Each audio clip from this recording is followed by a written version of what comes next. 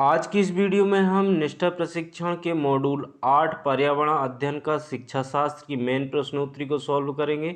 तो चलिए दोस्तों वीडियो को स्टार्ट करते हैं एक छोटे से इंट्रो के बाद।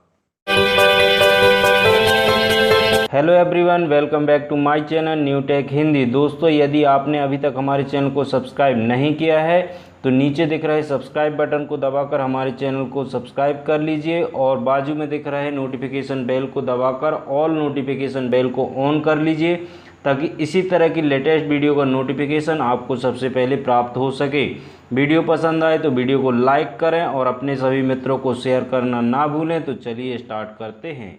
यहाँ पर हमने निष्ठा प्रशिक्षण मॉड्यूल 8 पर्यावरण अध्ययन का शिक्षा शास्त्र की मेन प्रश्नोत्तरी को ओपन कर लिया है और इसका जो पहला प्रश्न है, निम्नलिखित में से कौन सा कथन पाठचर्या संबंधी अपेक्षाओं और सीखने के प्रतिफलों के बारे में सही है। इसका पहला विकल्प है प्रत्येक कक्षा के लिए पाठचर्या अपेक्षाएं अलग होती हैं।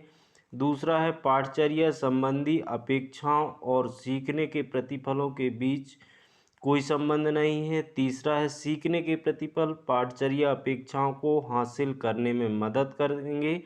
और चौथा है प्रत्येक कक्षा के लिए सीखने के प्रतिफल अलग होते हैं। तो दोस्तों इस प्रश्न का जो सही आंसर है वो चौथा है, यानी कि प्रत्येक कक्षा के लिए सीखने के प्रतिफल अलग होते हैं। तो चलिए हम इसको सिलेक्ट करते हैं और आगे बढ़ते हैं। अगला क्वेश्चन है कक्षा 1 और कक्षा 2 में पर्यावरण अध्ययन।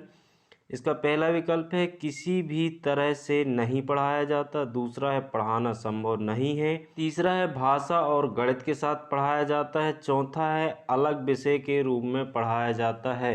तो इस प्रश्न का जो सही आंसर है वो है तीसरा, यानी भाषा और गणित के साथ पढ़ाया जाता है। दोस्तों निष्ठा प्रशिक्षण को प्राप्त करने में आने वाली मुख्य समस्याएं जैसे कि मिसिंग पीडीएफ, वीडियो को प्ले ना होना या मॉड्यूल पूरा करने के बाद प्रमाण पत्र का ना प्राप्त होना, इन सभी समस्याओं के समाधान की वीडियो हमारे चैनल पर उपलब्ध है। साथ ही निष्ठा के जो मॉड्यूल हो चुके हैं यानी कि मॉड्यूल क्रमांक 1 से लेकर 6 तक के उनकी गतिविधि की प्रश्नोत्तरी और मेन प्रश्नोत्तरी की वीडियो हमारे चैनल पर उपलब्ध है। साथ ही जो मॉड्यूल चल रहे हैं यानी मॉड्यूल क्रमांक 7, 8 और 9 उनकी गतिविधि और मेन प्रश्नोत्तरी की वीडियो भी आपको हमारे चैनल पर मिल जाएगी। यदि आप इन सभी वीडियो को देखना चाहते हैं तो इन सभी वीडियो की लिंक आपको ऊपर आई बटन पर और वीडियो के नीचे डिस्क्रिप्शन बॉक्स में मिल जाएगी। आप वहां पे क्लिक करके इन सभी वीडियो को देख सकते हैं और अपनी समस्या या प्रश्नोत्तरी को सॉल्व कर सकते हैं। अगला प्रश्न है प्राथमिक स्तर पर पर्यावरण अध्ययन के सीखने सिखाने के उद्देश्य में शामिल नहीं किया जाता है। पहला विकल्प है विद्यार्थियों को वैज्ञानिक नियम याद करने में मदद करना। दूसरा है विद्यार्थियों को उनके सामाजिक सांस्कृतिक पर्यावरण को समझने में मदद करना। तीसरा है शिक्षार्थियों को उनके भौतिक पर्यावरण को समझने में मदद करना। और चौथा है शिक्षार्थियों को उनके परिवेश को जागरूक करना और महत्व बताना। दोस्तों इस प्रश्न का जो सही आंसर है वो पहला है, यानी कि विद्यार्थियों को वैज्ञानिक नियम याद करने में मदद करना। तो चलिए हम इसको सिलेक्ट करते हैं और बढ़ते हैं अगले प्रश्न की ओर। अगला प्रश्न है विभिन्न मापदंडों के लिए विद्यार्थियों की सीखने की प्रगति और उनके स्तरों का पता लगाने के लिए निम्नलिखित विकल्पों में से कौन सा सबसे उपयुक्त है। इसका पहला विकल्प है लिखित परीक्षा। दूसरा है रूब्रिक्स मापदंडों का सेट। तीसरा है वर्कशीट और चौथा है मौखिक परीक्षा। तो दोस्तों इस प्रश्न का जो सही आंसर है वो है दूसरा, यानी कि रूब्रिक्स मापदंडों का सेट। तो चलिए हम इसको सिलेक्ट करते हैं और आगे बढ़ते हैं। नेक्स्ट क्वेश्चन है पर्यावरण को सुरक्षित रखने वाले 3 राह।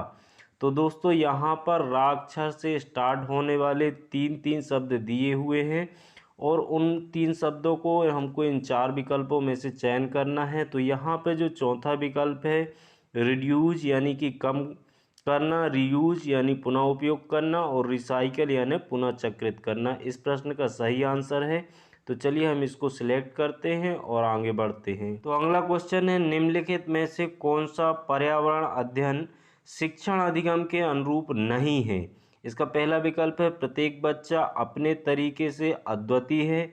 दूसरा है प्रत्येक बच्चा अपने ज्ञान का सृजन स्वयं करता है। तीसरा विकल्प है प्रत्येक बच्चे को प्रश्न पूछने का अधिकार है। और चौथा विकल्प है प्रत्येक बच्चा अपनी पाठचर्या का सृजन करता है।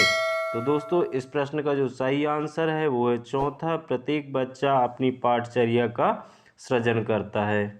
अगला प्रश्न है, निम्नलिखित में से कौन सा बच्चों के बीच व्यक्तिगत सामाजिक गुणों को बढ़ाने में मदद करता है? पहला विकल्प है विषय पर प्रश्नोत्तरी आयोजित करना, दूसरा है संबंधित मुद्दे पर विशेष व्याख्यान आयोजित करना, तीसरा है कक्षा में इस पर शिक्षक द्वारा प्रतिदिन 5 मिनट की बात करना, और चौथा है कक्षा में सहयोगी और सहकारी रूप से सीखने को बढ़ावा देना। तो इस प्रश्न का दोस्तों सही आंसर है कक्षा में सहयोगी और सहकारी रूप से सीखने को बढ़ावा देना। तो चलिए हम चलते हैं अगले प्रश्न की ओर। अगला प्रश्न है, प्राथमिक स्तर के पर्यावरण अध्ययन की पाठचर्या में होना चाहिए।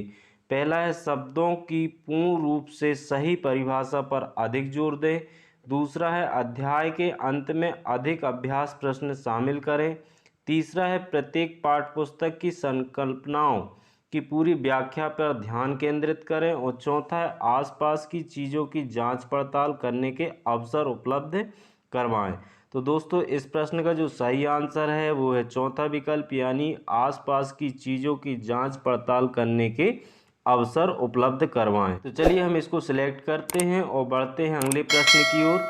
पर्यावरण अध्ययन जिसे बढ़ावा नहीं देता है। पहला विकल्प है पूछताछ और जांच पड़ताल, दूसरा है करके सीखना, तीसरा है बहुत सवाल पूछना, और चौथा है परिभाषाओं को याद करना। तो दोस्तों इस प्रश्न का जो सही आंसर है वो है चौथा, यानी परिभाषाओं को याद करना। अगला प्रश्न है, राष्ट्रीय पाठचर्या की रूपरेखा के अनुसार पर्यावरण अध्ययन के लिए कौन सा वाक्यांश सही है? पहला विकल्प है पर्यावरण अध्ययन की प्रकृति अंतर्विषयक है, दूसरा है पर्यावरण अध्ययन को केवल पर्यावरण की संकल्पनाओं पर केंद्रित रहना चाहिए, तीसरा है पर्यावरण अध्ययन की प्रकृति एकल विषयक है, और चौथा है पर्यावरण अध्ययन को विज्ञान और समाजी विज्ञान की तरह अलग से पढ़ाया जाना चाहिए।